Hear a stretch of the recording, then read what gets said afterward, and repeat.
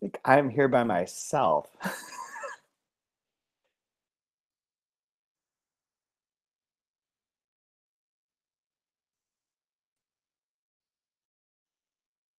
here by myself. Oh boy.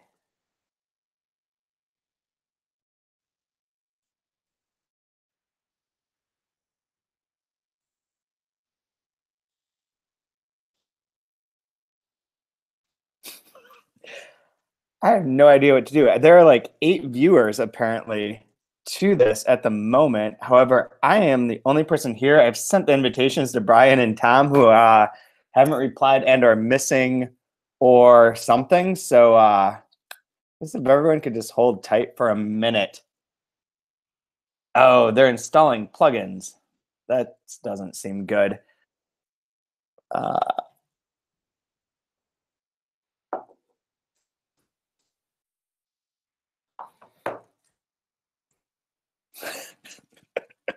we really should have tried this a few times before going into it live.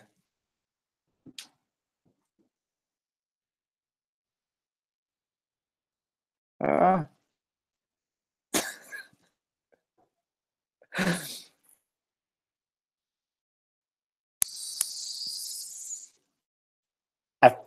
if anyone has any questions in the meantime, post something in the chat area.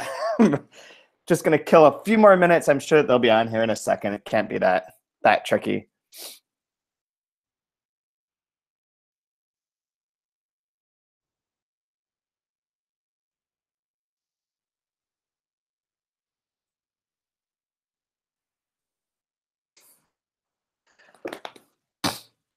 Come on, Tom. Come on, Brian.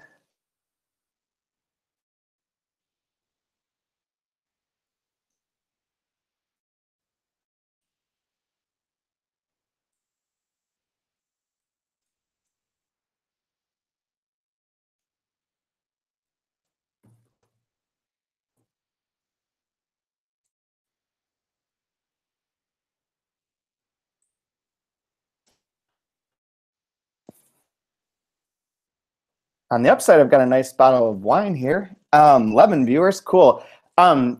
Seriously, I'm not sure what to do here, so I'll just wait for a minute. But if anyone's read the book or has any initial comments or things you want to share, feel free to chat at any point in time. Chime in whenever you want.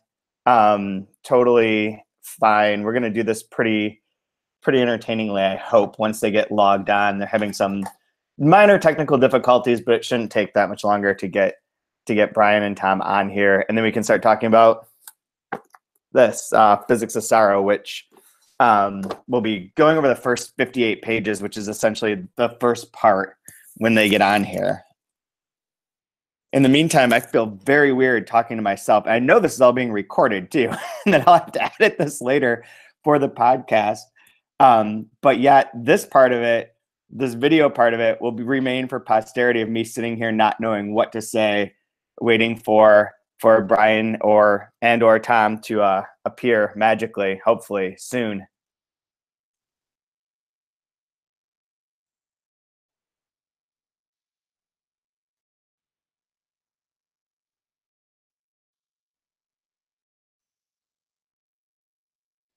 Wow, one of you, please.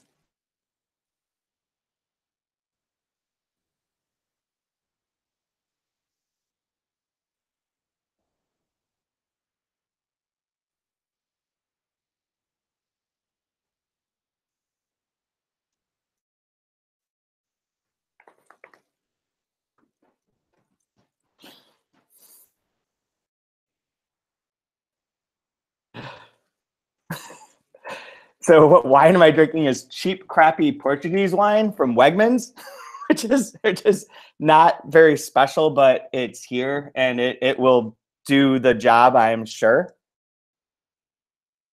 Like make me feel a little less awkward about being the only person sitting here talking to myself about this book.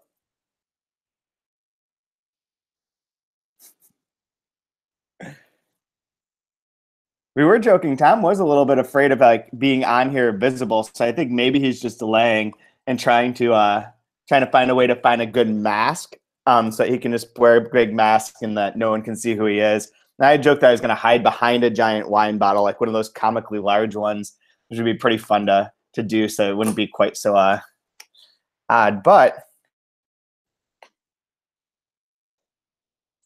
yeah, if you're going to ask questions via YouTube. I can't see what anyone else is doing on Google at all. I can see your questions on YouTube if you're on there. Uh-oh. Hello?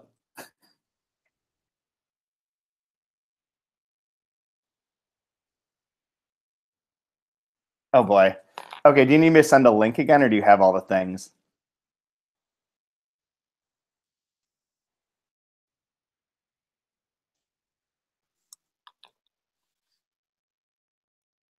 Okay, Tom's on here. You keep trying. We'll figure it out. What's his problem? Okay, so I don't know how you guys had to do a plugin thing. I don't think I had to do that when I tried this the first time. But anyways, his is saying it doesn't trust YouTube, or doesn't trust his microphone, or doesn't trust something. So well, I had to turn off my VPN and download a plugin, and I can't use Firefox. I have to use Safari. So it's this whole list of things. And then you have to go into your fucking plugins and allow it to be used and all this sort of shit. This should not be that hard. Well, when you set up like a huge wall of privacy, it does make it hard. This is goes against all of that. Yeah. Oh, I see what you're saying. So on your computer, yeah. Yeah. Now that you're like actively being broadcast live, right, as if you're like a pro YouTuber, like one of those that my kids watch. Right. So do you want to wait for another minute for him to get on here, or?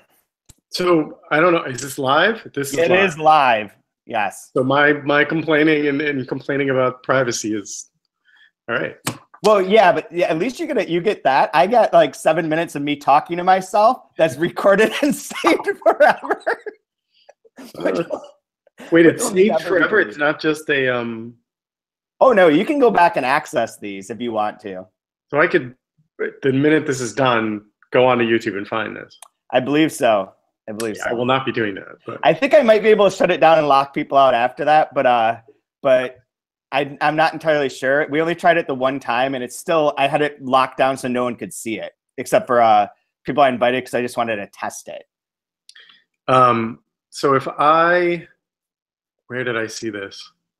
So I was on the page you said that it was going to be broadcast on, the YouTube thing. Yeah. And it said there was one person waiting to watch it. I think there are 11 people watching it right now.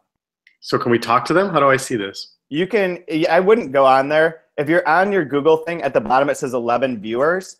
And then I'm looking at the chat in the corner. The thing is, there's like a 7-second delay or 20-second delay. It's a very long delay, and it's very distracting if you look at it. So cover it up. You can see, I can see the chat, and so far the only question is, what am I drinking? So on this group, is it this group chat, or is that just between us? See, I don't see anything on the group chat. To list all available commands, enter. Are you looking at the Google one or on the YouTube one? I have no fucking idea. Google, I assume. I don't think the Google one people can access. They don't have the link to that. They have the link to YouTube. So if you have the YouTube page open in the background and cover up the visual of it, on the right-hand side, there's a live chat. Got it. Okay, and Brian needs to be invited one more time, and he will be invited right now, and he says he thinks he's got it working, and then we can get into the actual content of what we meant to do. Yeah, well, sucks that we have to be the guinea pigs here the first time. Yeah, I tried it at work a bunch of times one day, and I got it to work perfectly, but I didn't realize that people had to download anything. We didn't have to do that at work. So we have to be the guinea pigs here the first time. Jesus. Yeah, I tried it. Okay, that's weird. Hit mute. Yeah, there you go. Yeah. Well, I can't. Oh, I closed it. Wait, I'm already joined here. Yeah, you're fine. No, it's asking me to join again. But because you're on here, because you're on the Google thing, you're fine. You're fine. Everything with this part is fine, and that's why I can tell you if people are asking questions. More people coming on. I hope Brian gets on here soon. Otherwise, we could just do it by ourselves if it's not working for him. Wait, but I can no longer see you. What happened here? It's all very confusing. Okay, I have read. Okay, got it. Okay. Okay, now you're all good. Think. Here we go. Maybe. Why am I? What's going on? You joined twice. Who the fuck is that? Let me see if I I'm can. hanging up one of them. Okay, good job. Now what though? Where did that go? I can hear you, but I can't see you. Your okay. black box. You may want to turn on your camera. Turn camera on. There we go. Wait. I hope I have more bottles of wine within reach. It says turn camera off. It's not on though. There you are. Why don't we just try? Oh wait, there's Doug. Oh, there he is. Sort of. Well, that picture is of the crocodile, the famous Rochester crocodile that jumps bridges. Is that a thing? Why would you need to jump bridges? Do you mean Because like Evil Knievel style, or? It's for the ski. It's for this jet ski, the jet ski tour that we had. That's like a minotaur. Wait, is that what it's going to do every time one of us talks? It jumps up, like all of a sudden Brian's wherever Brian is. Camera Dave, 3. Cut to camera 3. Camera 3 live. Brian, you look like you're in a labyrinth. Thanks. You look like you're in a dark room or the set of like an Errol Morris documentary. That's what I was going for. Success. Let me mark this as a beginning. Butterflies. Oh, there you go. Let me mark this as a beginning and just say our introductory stuff so I can cut away all that crap of us talking, and then we can just get into it. Sound good?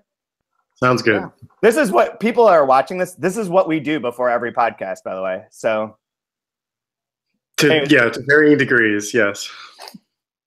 Okay, welcome to the 2-month review. This is our weekly podcast and now apparently live YouTube video cast as well, in which we talk about a single book over a 2-month period, bit by bit, enjoying it, appreciating it, doing all that stuff. This, for a 2-month period, we're going to be talking about The Physics of Sorrow by Georgy Gospodinov. And today, particularly, we're going to be talking about the first 58 pages, which is the epilogue or the epigraphy, the prologue, and part 1, which I don't think has a title. It does, The Bread of Sorrow. And joining me today, we have Tom Roberge from Riff Raff and Brian Wood, who is back from wherever he was last week when we had our first little conversation and said that you were like on the lam or in witness protection or something. Yeah, I was visiting my in-laws, so that works. Pretty much the same thing. Trying to keep the peace, yeah. So I guess there's a lot of stuff that you can talk about in relation to the book, but first I just want to ask, Tom, I know that this is the book that you really like, but I don't remember, like, how did you come to read this, or what was your deal with this book? I wish I could tell you when this is published. Let's 2015, 2014? So was I working? So I was definitely working at Albertine. I remember that. Oh, okay. So I was reading, way too much just French or French translations. And you, of course, send me copies of just about everything from Open Letter. List.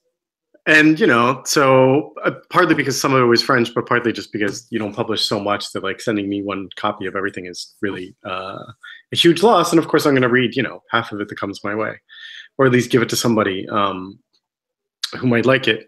And this one was right up my alley because I'm really into mythology and Greek myths, and especially this myth, the one at the center of this, the Odyssey as well. Everything's sort of, navigating around those core sort of myths that get passed down.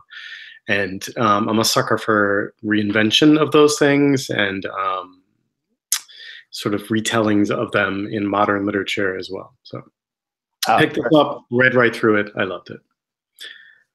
That makes sense. That does. And it was 2015, so it would have been when you were still at Albertine. Yeah, the book did fairly well. It's done really well for us since it's come out. And I think you're a part of that, of one of the people that kind of helped spread the word and kept it going as over these past few years. Wish I could say that I believed you. I find it hard to believe that my influence is all that great, but thank you nonetheless. You're a bellwether. A bellwether, all right. I guess it's true with your books. It's like, you know, if your taste is way up here in esoteric, you know, and like out there, I'm like only here. So I can sort of, I'm like the filter for the mainstream audience. Like, you know, I'm not recommending Stephen King alongside your books, but I'm somewhere in between where I can say, oh, okay, you will actually like this. It's not so crazy that it won't make any sense to you. We only have like one book that doesn't make any sense. Sure. Okay. We did a whole podcast about it. But anyways, hey, so Brian, what did you think of the first part of this? Wait, can I ask, Brian, have you read this before? No, just a very small section of it for a piece I was doing for a local magazine, and it was in this first 50 pages. So yeah, I'm completely new and virgin to all this. Okay. Which section? Because that was for the thing that you did where you interviewed me and we made up that whole interview, right? Yeah. Well, I mean, we didn't make up the interview. Come on, man. Someone read part of that to me once, and I was like, I had never said that. Let's just say I tried to make you as interesting as possible. How about that? It took a lot of work. No, the section that I put in the magazine was where the soldier is being locked in a basement after the after the town's been saved, and it's kind of has like that. Speaking of Stephen King, misery feel where he's like stuck down there, and then he's in a new basement when he goes back home. Yes. Before I forget, and I know we're sort of jumping around here. Okay, somebody's got a. It's the dog outside my window. Wait, that's causing a reverberate. I'm hearing everything twice. Oh no, I think it's just because it keeps flipping to me because of the stupid dog. Just got it. Okay. Anyway, before I forget, because I read this, whatever it was, 2-3 years ago, and hadn't really thought about it, you know, in a linear sort of fashion, and what was in what section and all that. So I reread the first section to sort of understand what exactly we were supposed to be talking about. So the part about the basement, I was thinking about, I don't know why, I was trying to get there.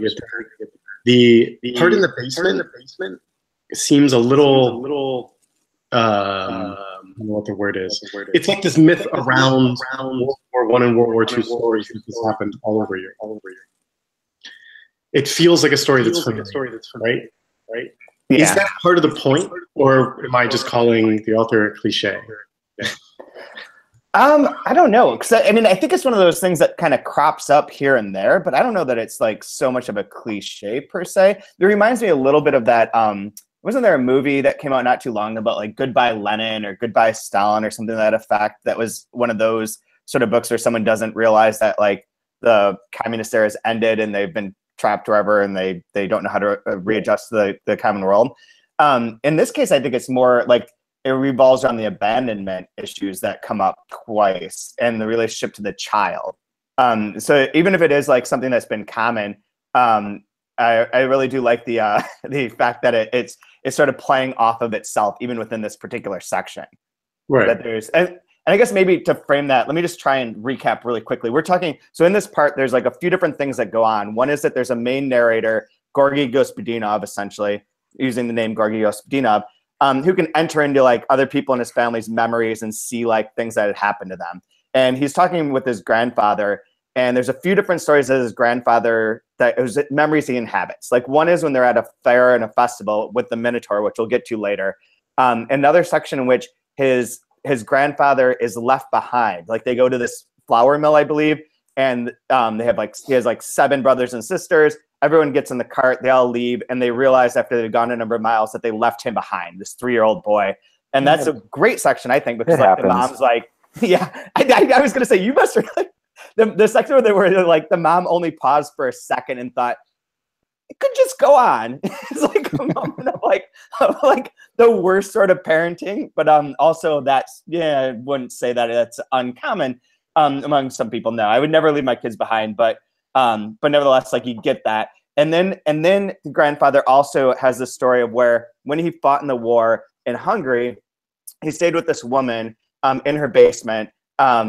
Or probably, I guess this is partially invented during the war. And there's like different stories as to why he ended up staying there and for how long.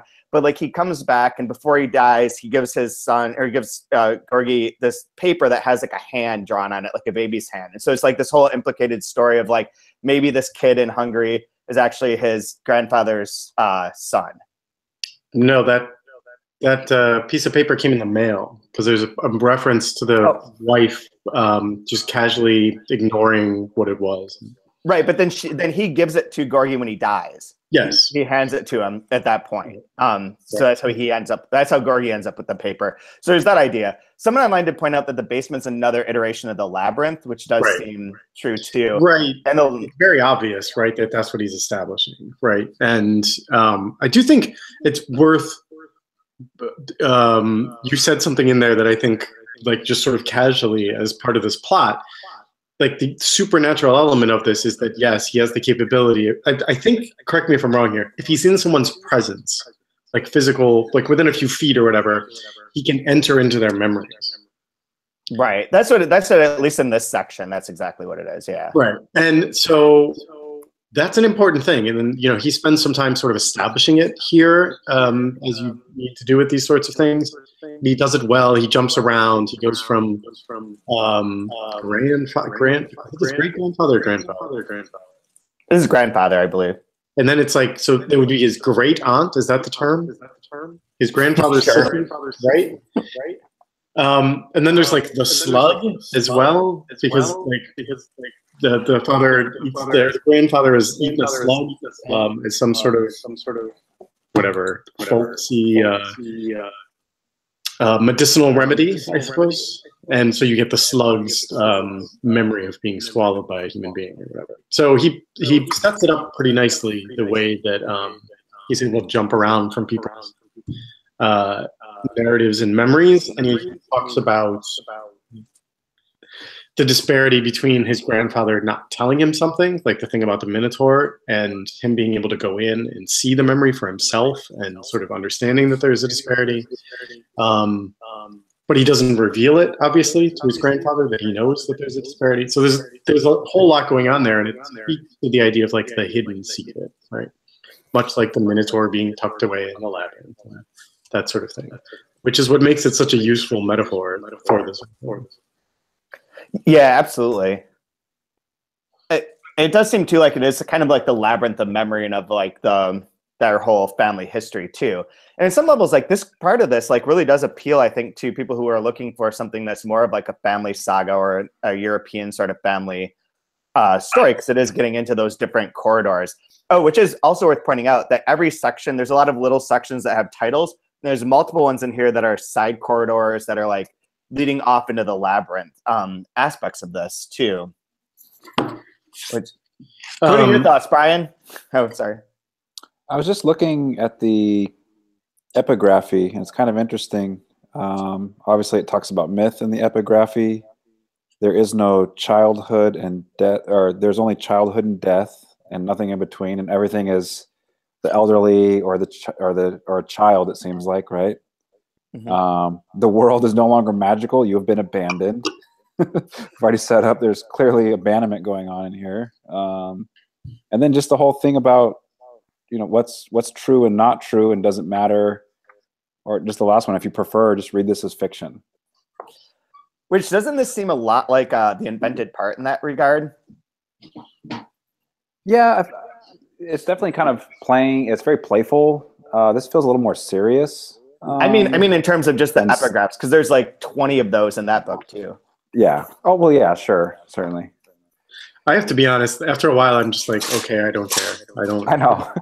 You guys do know that the Borges quote? Ooh, you know. So one of the people in here isn't real. Really? Yeah. It's in the Gaustine's in here multiple times. There's only childhood and death and nothing in between Gaustine's selected autobiographies. And then purebred genres don't interest me much. The novel is no Aryan. Gaustine novel and nothingness. I don't think that's real. Let me see. I probably glossed right over it. I don't think there's any reason that you would necessarily know, and I probably would have too. But the student who's writing the pieces about this is like, I can't find any record of this person. Who are they? Where did this come from? And it's like, oh, I think that's a character in the book. So it's like another little hint, or I think that's kind of where this is a little bit more interesting than just a bunch of random quotes. I mean, it does set a sort of tempo or tone. What is interesting? I had a longer, I don't know, maybe close to being a novella, where there's tons of Bible footnotes throughout the piece, and like 5 or 6 of them aren't even real books of the Bible, but you just throw stuff in and people don't even pay attention. Whereas so it could be something like that. We're just having fun. And I don't think we ever mentioned this on this podcast, but we invented for a Greek book that we published once, tying into myth, I suppose. Invented a couple blurbs because there's no blurbs. So I invented a character who blurbed a bunch of Greek books, who always wrote titles like, it was like Adonis and the Atlanteans, and like terrible jokes. They were like swimming towards Atlantis. That was one of them. Swimming towards Atlantis, and then something else with Adonis and something. And he would blurb these books, and like no one ever questioned it because like no one reads that carefully or cares. I think it's like Papadopoulos is the last name because I thought that was like reminded me of Webster. Isn't that a guy that was a running back for UCLA and now he's on Fox Sports? Something Alex Papadopoulos, I think, is an actual person. Is that what he did? I thought he was just a talking head. Maybe he was an actual athlete. Oh man, he let himself go like most do. So with the Minotaur, in the Minotaur section in the story, like the Gorgie goes into his grandfather's memories, reminds him being at this fair, this carnival, and having like a certain amount of money, fiver. Seems a little bit out of place maybe, but and he's debating whether he should like get a drink or buy these candies or go see like the snake or whatever. And he has this like trick, this magician sorcerer puts a hole in his hat or whatever. And in the memories that Gorgie sees, he goes in to see the Minotaur who's sitting there, and they tell this whole story about the Minotaur being like sad or being abandoned because he was like abandoned by his family, but also like he couldn't hang with the cows because the cows didn't want him. And so he ended up being part of this circus where they just bring him around and he's very sad and all that kind of stuff. We've got all the cats are circling. I can feel them. Like, well, mine is on the table as well. So, but so he sees the Minotaur, and I guess what's worth maybe talking about, especially you, Tom, since you said you're way into it, is just the Minotaur story as a whole. Like my understanding of it is from Percy Jackson and the Olympians, the movie, and like the Minotaur runs into a tree, and then Percy Jackson rips its horn off and stabs it and kills it, and that's pretty much the story as I understand it. Yeah, that's it. I mean, nailed it. Cool. So Chad, this is I'm going to butcher exactly what she said because, as you know, she probably went on for a long time describing it. But you asked Kaya last week to describe the plot of the book, which I tried to make sense of as I was listening. And I was like, okay, sure. And then at a certain point, I was like, okay, I don't know what she's talking about anymore. But to me, also, I should say that I'm trying to write a blurb for the consortium anniversary sort of display, whatever it is you're doing for getting the books out there. And I was trying to say it exactly, very succinctly, but a version of what she was saying. My understanding of like the real essence of the Minotaur myth is, in relation to this book, is that the Minotaur is at the center of this incredibly dark labyrinth, and no one really wants him out except for one person. But it turns out that everyone sort of wants him out. Like it's good for everybody if he's out and no longer a closed secret, right?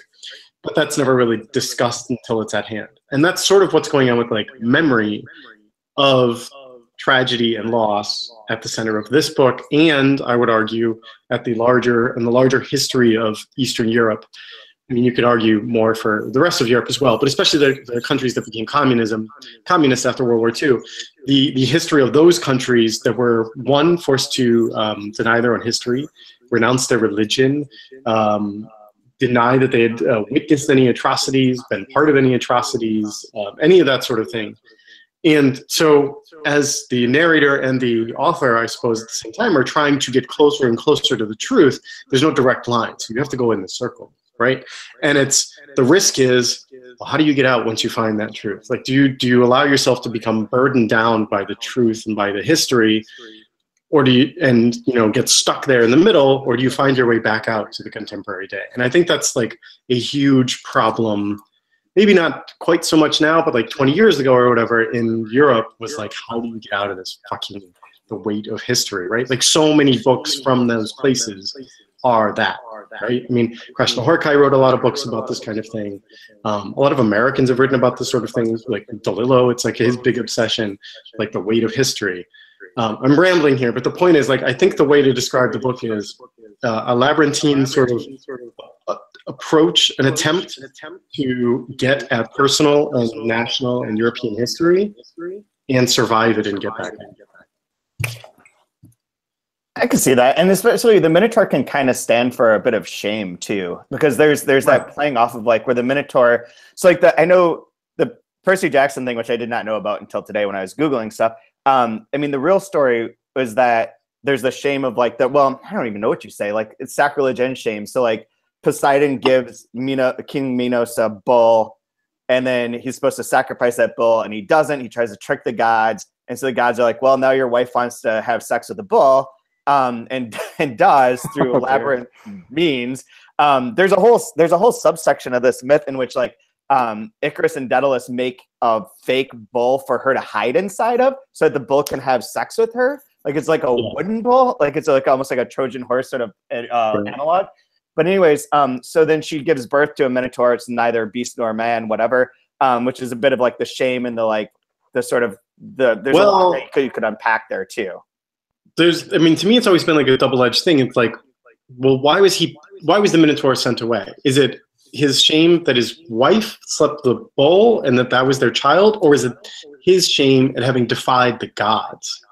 I think it's that. I think, well, I mean, I guess, yeah, exactly. It could be both. But I think he also gets sent away because he can't, the myth is that he can't eat anything. Like he can't eat, he can't nurse in a normal way, and he wants to eat things because he's a monster. So they put him in the labyrinth, but yet whatever, it's fucking myth. And so like they send over, like, because of like another array of stories, Athens has to send over a bunch of virgins and every X number of years to die in the labyrinth. So they go into the labyrinth, they get lost, the Minotaur eats them, and that's that. But well, then it's like, a well-known fact that Athenians are very tender.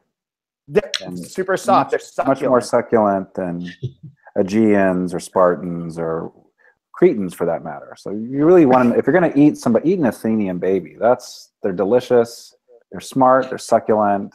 It's a tasty treat. It's worth eating if you're a Minotaur.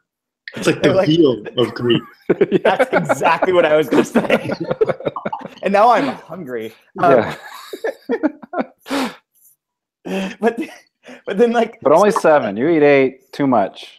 It's got to be the right portion.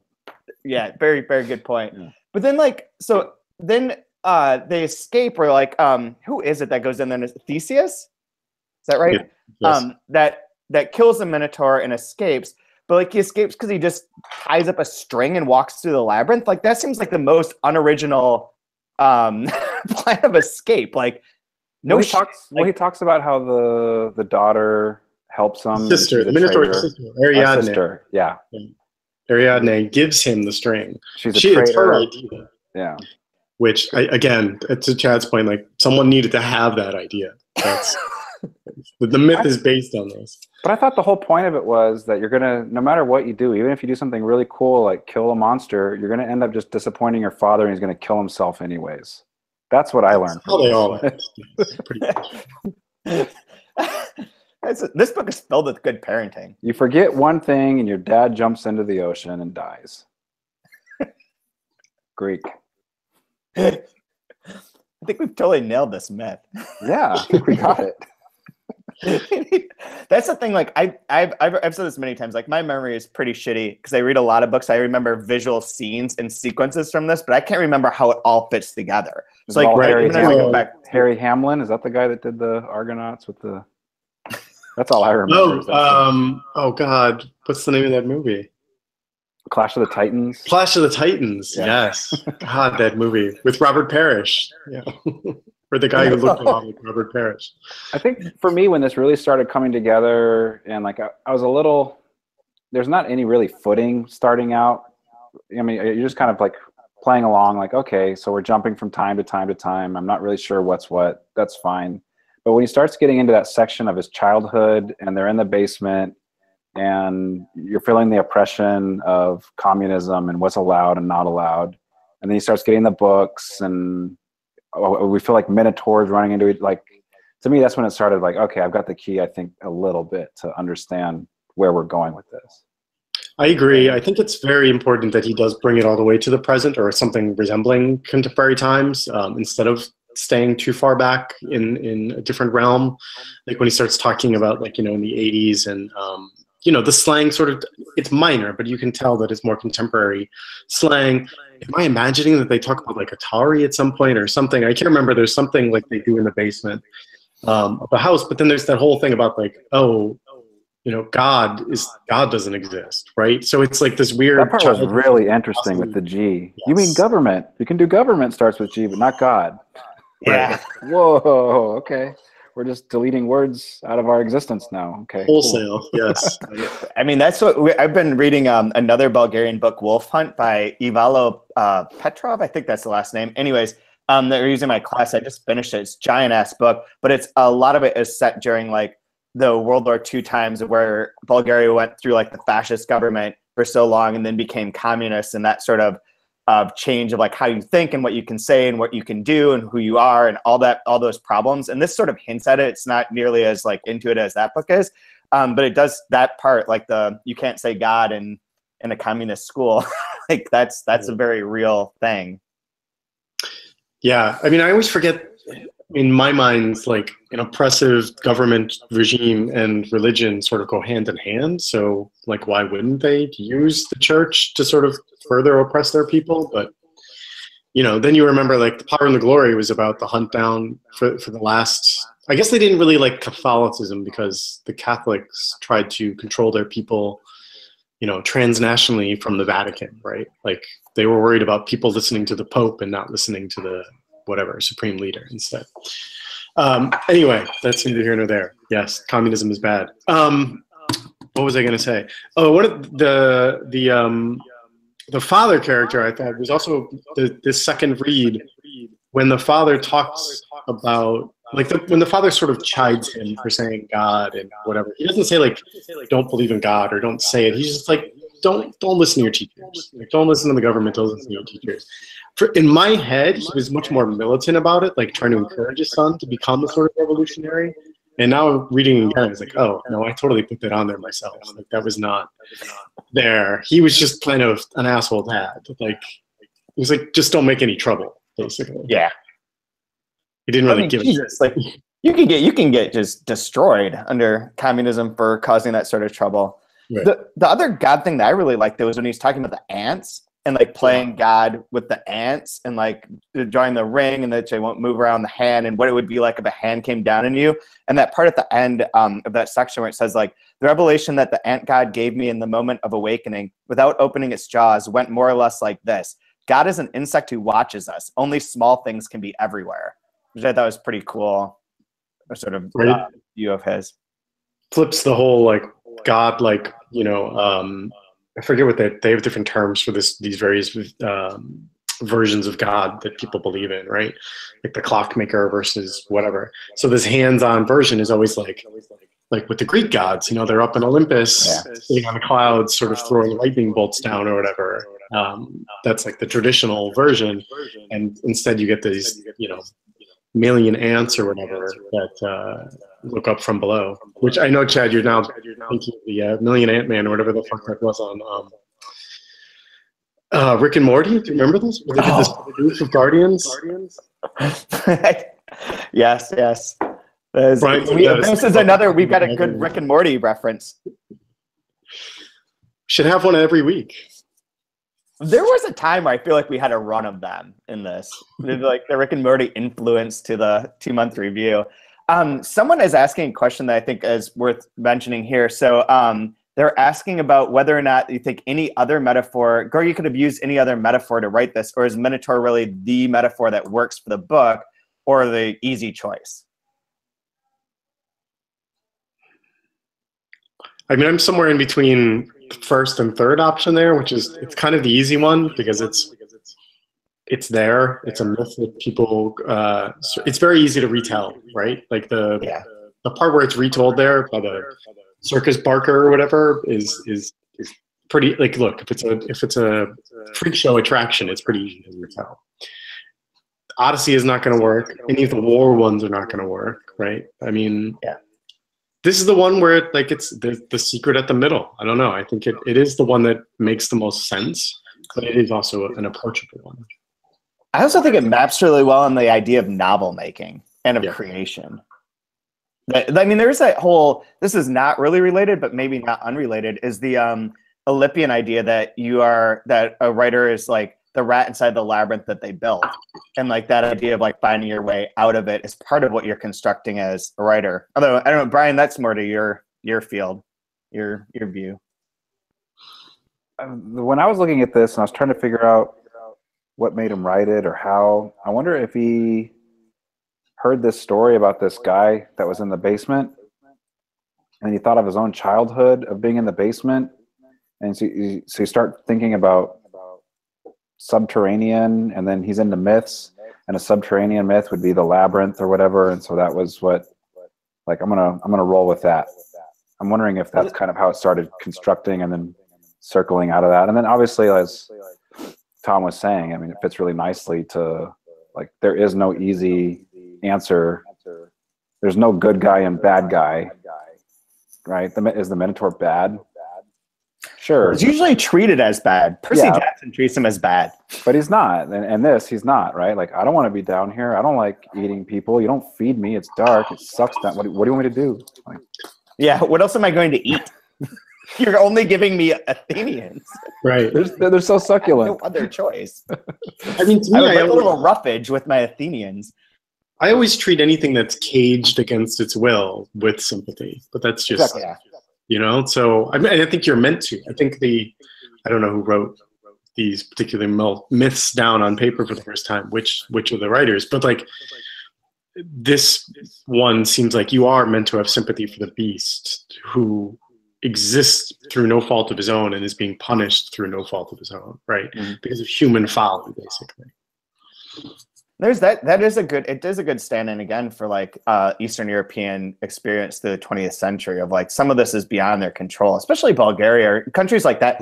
Poland I think of as in a similar light where they're just in that middle strip between two warring ideologies. Fucking geography. Over and back and forth, yeah. And like there's nothing, like there's a great bit that Bill Johnson, who translates Polish, a lot of Polish, great Polish books, talked to my class a few years ago about something, and he had mentioned Stone Upon Stone, and he had mentioned that there's this idea that in that book or in a lot of Polish books that war passes through your town, that like wars will pass through, and like that idea is really hard for Americans to really grasp because we don't have that experience recently in which wars just pass through your town and then pass back through your town, and that you're staying there and like there's fighting going on through you and around you, and people are being barracked inside your houses or whatever, and it's one army and then it's the other army, and then but things are just going on, and that's a complicated emotion for a lot of people in that part of the world to continue working through. And that does seem to be kind of the case. It works fairly well with this idea of the Minotaur as the main sort of metaphor, and within this book a little bit. It's funny, that idea of like recent history. There's never been a war fought on American soil since we've become America. Like, yeah, well, I was thinking of the Civil War as being the other option. I mean, yeah, I suppose that's true, but like, again, that's a long time. Like, I think all Civil War veterans have been dead for what? Do the math, 50 years. Like, it's just not. Yeah, it's way out of everyone's memory. And even World War II veterans are now who experienced this passing through sort of thing are dying off by the thousand every day. I'm sure. It's funny the way it gets treated in movies, because it is often like war movies, like World War II movies. Every movie has that scene where like you pass through a village, you're treated as conquering heroes for a night of revelry, and then you move on, right? And there's no thought to like what were these people's lives like before the American forces showed up to liberate them from the German forces, right? It's just, oh, you're here, yay, and then they move on. Like, these people were occupied for years and years and years, And there's been some good books about that sort of thing, but they're all so hyper focused on that experience, right? You don't get this larger sort of exploration of the greater thing. Yeah, that's very true. Which, to be fair, it's very hard to encompass all of that, like yeah. Without it being just a massive sort of book.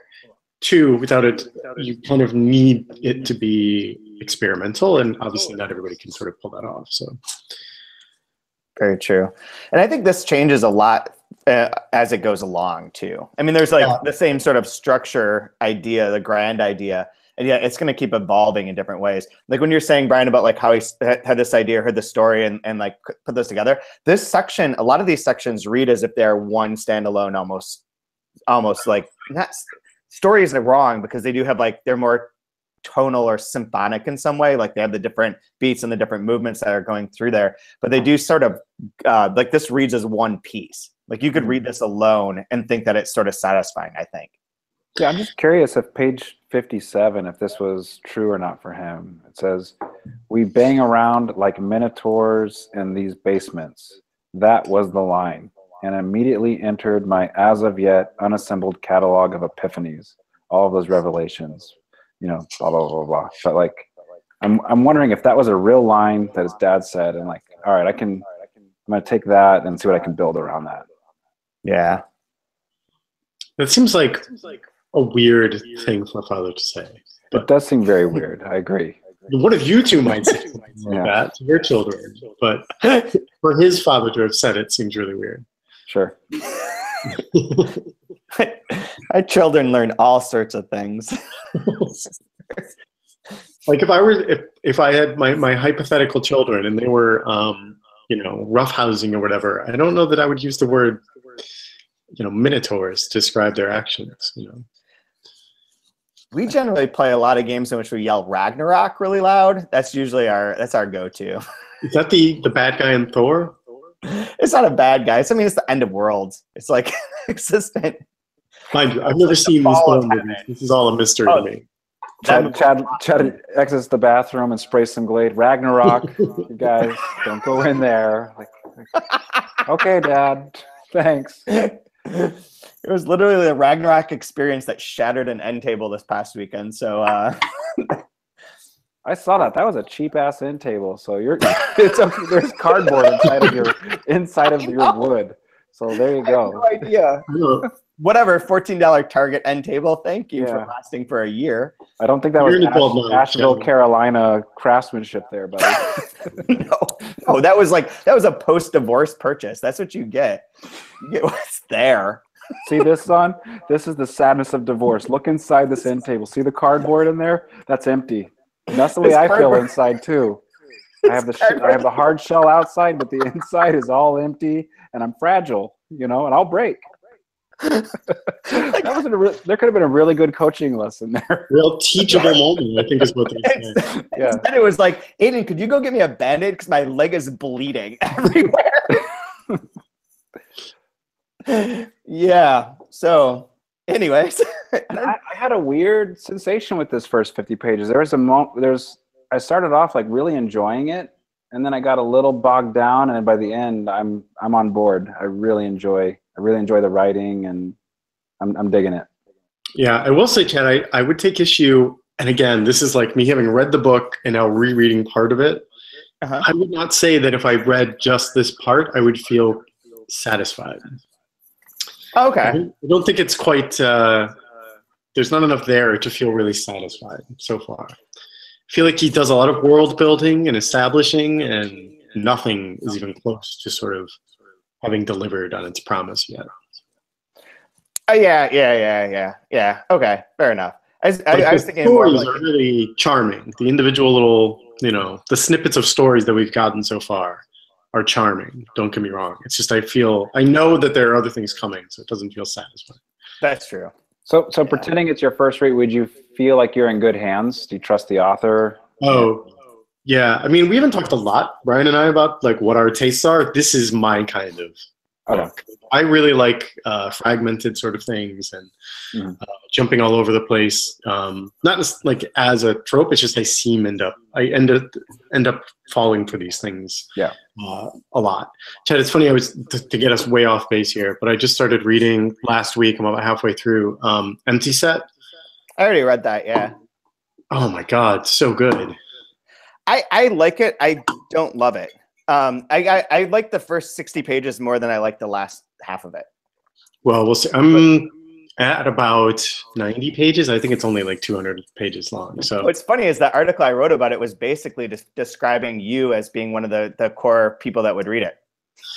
I mean, it's true. I'm a sucker for that sort of fragmented, artistic inclined sort of books. You know, it's like, look, Thomas Pynchon has only written so many books. I've got to get that fixed somewhere, you know? But there's like, and it's books like this too, that follow that same kind of format of like, of being challenging in a way because you have to piece things together and like asking, respecting the reader in a sense that they can figure things out and that they can work their way through these references. They don't have to be completely linear. Nothing has to be spelled out bit A, B, C, D, E, F, G. You can do things in a different order and you know that people are going to come along with you.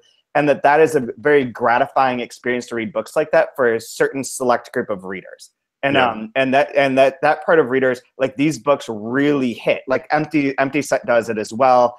But like, and there again, I had some others in my mind a minute ago, but I can't think of them right now. But there are a number of books that kind of do that. And once you start doing that, if you're doing it well enough, you know that there's like this certain bit of people that are going to gravitate towards that and really appreciate it. And this book really does tap into that because it has the myth, the history, the fragmentation, like each of those little things kind of builds into like being this sort of book for a very nice set of readers, that it's very, very satisfying to have that experience, I think.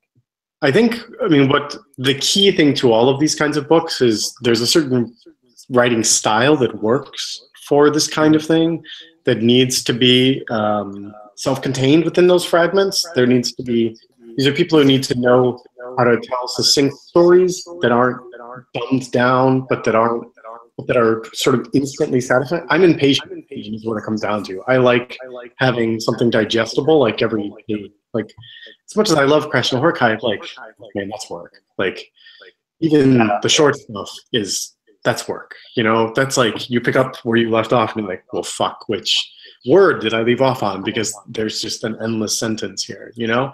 And it's not that it's not good. It's just I'm aware that I'm working as I'm reading, as opposed to enjoying it at the same time. Like, where are you on this kind of? Where are you on this kind of thing, Brian? Yeah, I was trying to get to like, Brian, what do you think? How do you think style plays into this sort of broader format of storytelling? I do like it when it's more controlled and contained, for sure. Because if the format's going to be all ridiculous and crazy, the actual line level better be really tight to kind of counter that. And if it's going to be a really strict, rigorous format, I don't mind there being a little bit of stretching in the language, but one or the other. And I think he does a good job of being very economical in his storytelling, I think, which is very helpful. But if it's good, I like it, basically. It's kind of lame, right? Like, what kind of music do you like? I like all music as long as it's good. Like, it's that dumb snob answer, I guess, right? I mean, there are good examples of every type of book, maybe. Sure, but I mean, you can't. As I love saying this because it's very frustrating when people go into the bookstore and they're like, recommend a good book, and I'm like, fuck, how? Yeah. I don't know you, but like, there's no accounting for taste, right? This is the thing. Like, no matter how much I might want, and this is a bad example, I might want to enjoy Jonathan Franzen's writing, I'm never going to enjoy Jonathan Franzen's writing. Right? Like, there's something aesthetically offensive to me about the way he writes. You could argue that he's like that there's an aesthetic that he exists within that is better done by someone else. Sure, I'm sure that is the case. But for me, that is never going to be the book I'm going to run to buy, right? And that's the thing. It's like, you can tell me something is great a million times. It doesn't mean I'm personally going to like it, you know. And that's like, there are people who love David Foster Wallace and people who hate him, you know, and people who love DeLillo and people who hate him. Like all these, there are a million different ways people approach things for various different reasons, and you can't, you can't always hit the nail on the head with everybody. It's like it's like Peter Gabriel and Phil Collins do the same thing, but Peter Gabriel is the right answer and Phil Collins is the wrong answer. When you ask somebody like, who do you like between these two, right? And it's just a preference of, it's just your personal preference, and right. Yeah. But there is a right and a wrong answer. And if someone's like, oh, Phil Collins is the shit, you're like, well, we're not going to be friends for long, so let's drink while we can, huh? Who out there is a Phil Collins fan? I mean, I assume there are Phil Collins fans. I don't know. Idiots that only know the drum part. Oh, right. Yeah. Oh, right. Phil Collins is a great drummer. Yeah. The drum part's incredible. Oh, man. Well, I guess I don't have anything else to add to this part except for like maybe our favorite lines. But I do want to say that the next section is all of 14 pages. And for anyone watching this, we're going to be talking about this one not next Monday, but next Sunday, because Caitlin Baker from University Bookstore in Seattle will be joining us. And she works on Mondays, but she doesn't work on Sundays. So you can do it Sunday night for everyone to join back in. And it's a very short section. So we'll see how that advances things. But in the meantime, do you guys have a favorite line from this part? I was totally not thinking of this stuff as I was reading, and something that on this reading I remember standing out to me, but that didn't stand out the first time, was on page 51, talking about the names, and I would learn names, learn the alphabet at the cemetery and all that. What happened to the names after the owners died? Were they set free? Did the names continue to mean something, or did they disintegrate like bodies beneath them, leaving only the bones of consonants? And, you know, that's a very flowery sort of description of language and blah, blah, blah, and like the idea of names and all that. But it is still sort of, it's interesting, right? Like this, is this before or after the discussion of like Plato's, you know, idea that like names, there is inherently a proper name for everything on the earth, right? Like this thing is called the elephant because it's an elephant, right? And that I think this is in reference to the grandmother being upset about the Hungarian word for bread or something like that, right? And so that all seems like very hokey, and then you get this beautiful little sentence about like, what happens to your name? You know, like, even though of course like everyone's name, there are, you know, dozens of each of our names out there in just this, you know, country. So it's just weird to think that they do personally belong to us, and then we die, and then that's it, right? Because most of us are never going to be famous authors or whatever and live on in history. It's just poof, gone. I don't know. Yeah, man, Jesus, way to bring it down. Sorry. I'm glad I have some more wine here, so I'm good. I'll live. Brian, do you have one? I'll do two really short ones, maybe. Okay. No, I'll just do one. How about just do one? Page 14 and 15, when he's talking about the weird, the carnival minotaur thing. There's this one line that says, when describing him, and yet he is more human than anything else. There is sorrow in him which no animal possesses. And again, like it comes back later. I just like the idea of this monster and kind of subverting the idea of that, like it's a sad human that's down there. It's not a monster. So I'm going to kind of keep that in the back of my mind as I'm reading through all of the physics of sorrow. Have either of you read the book, The Minotaur Takes a Cigarette Break? No, we used to sell it at the bookstore, I believe, way back when, but I've never read that. It's about a Minotaur is like a short order cook in like the Carolinas or something like that. Yep. And the idea is basically that he's been around, like he's immortal. The Minotaur has just been walking the earth for all these years. And what is his banal life like in the 20th century? Isn't there a sequel to that too? Yeah, it just got published last year. It's by like some very small publisher. I cannot remember what it's called, but I was trying to track a copy down, and they printed like, I don't know, 300 copies or something. So that's weird, because I thought that book was like a biggish deal. It was. It just, I think the sequel came a full decade after the original, and it's not like he's J.D. Salinger or anything. So fair enough. It wasn't that big a deal. I had one other short line. I'm not even going to read the full sentence. My favorite one was the one about the ant gods. But in that same section, the other line that I like is, "I dreamed that I was awake," which I never. She points out, and I never really thought about that. That is really exactly how every dream description should start. Yes. It reminds me that this is getting really cliche. Reminds me that there's a Tom Waits line where he says, "I dreamed that I was dreaming of you."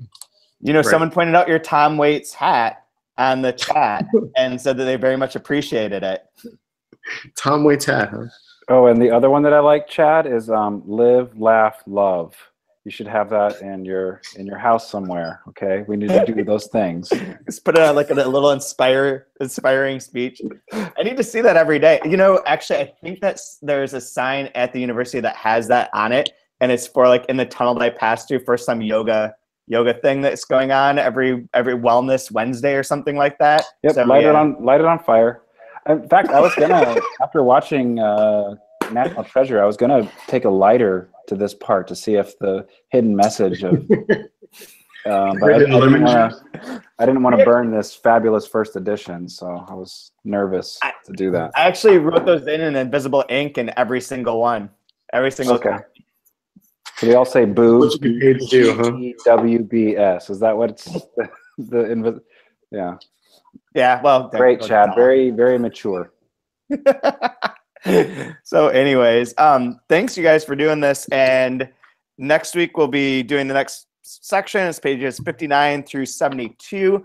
If you don't have a copy of the book, you can buy it at stores like Riff Raff or any independent store in your area. You can get it online. If you need to get it from us, you can use the code 2month, and you'll get 20% off at checkout from our website. If you have any other questions or comments, feel free to send them in. Follow us on Twitter. Tom, what's you're the Tom Roberge? That is correct. Which is, in case anyone was wondering, a riff on Ohio State University. So my alma mater. I can't imagine anyone doesn't know that though. But Chad, most book world does not know anything about sports. Like they are willfully ignorant about sports. So fair. Ohio State doesn't know much about sports either.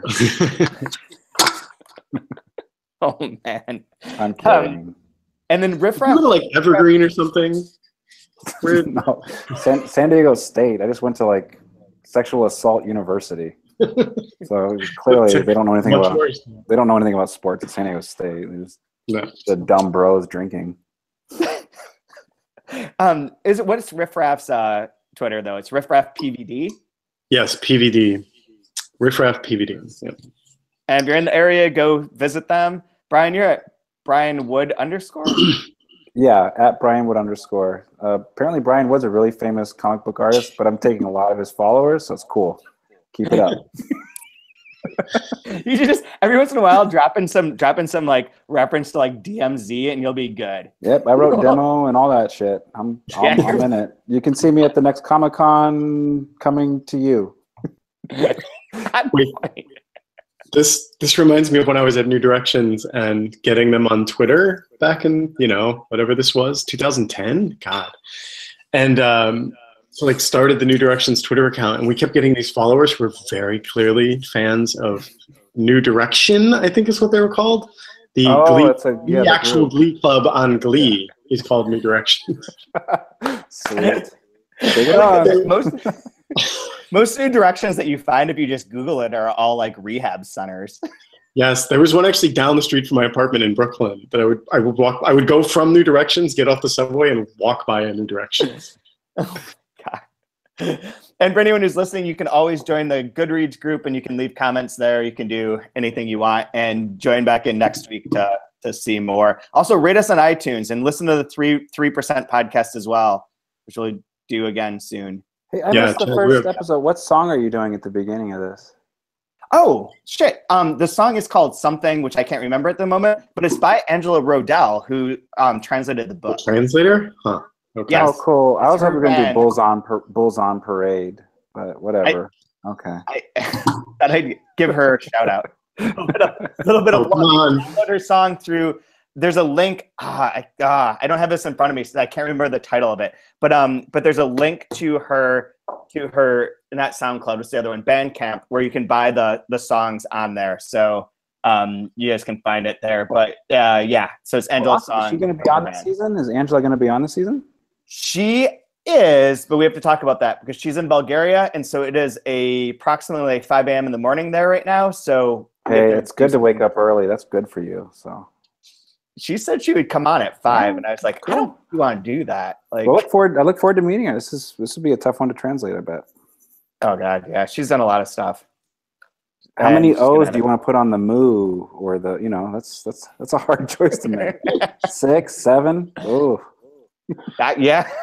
Usually 7. 7's a good number. Just like the number of Athenians you want to eat. Succulent. Okay, thanks, guys. I'm going to stop broadcasting this now. We'll talk to you all soon.